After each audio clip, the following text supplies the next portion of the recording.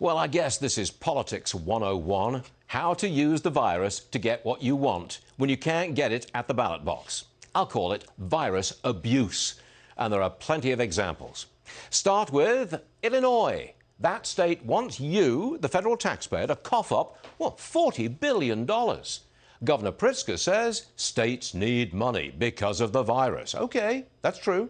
But $10 billion would go towards paying pensions of retired government workers in Illinois? What's that got to do with the virus? Their pension problem has been festering for decades, but now they're using the virus as an excuse to grab your money. Here's what Treasury Secretary Mnuchin had to say about that. Roll tape.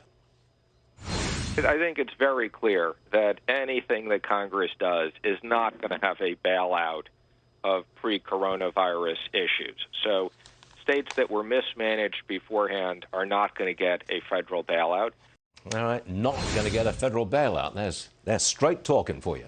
Speaker Pelosi, she's using the virus to push a universal income scheme. That's where every adult gets a big payment, no strings attached, every month.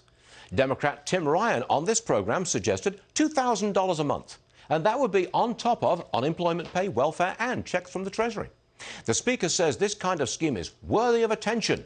Please note, universal income schemes have failed elsewhere and have been soundly rejected by voters. But hey, why waste an opportunity to buy votes and dress it up as virus relief? The virus also has its political uses. First, it allows Joe Biden to avoid serious questions about the sexual assault allegations against him. He's conveniently locked down in his house, free from any dangerous interaction with voters. And when he does appear in the media, the network anchors do not even mention the allegation. Secondly, the virus is useful politically as a club to beat up the president. Congressman Adam Schiff will hold hearings on the president's policies right before the election.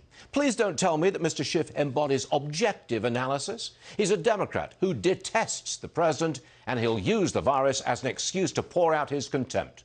The left sees an opportunity. They were losing on the economy, but then, oh, glory, the virus came along.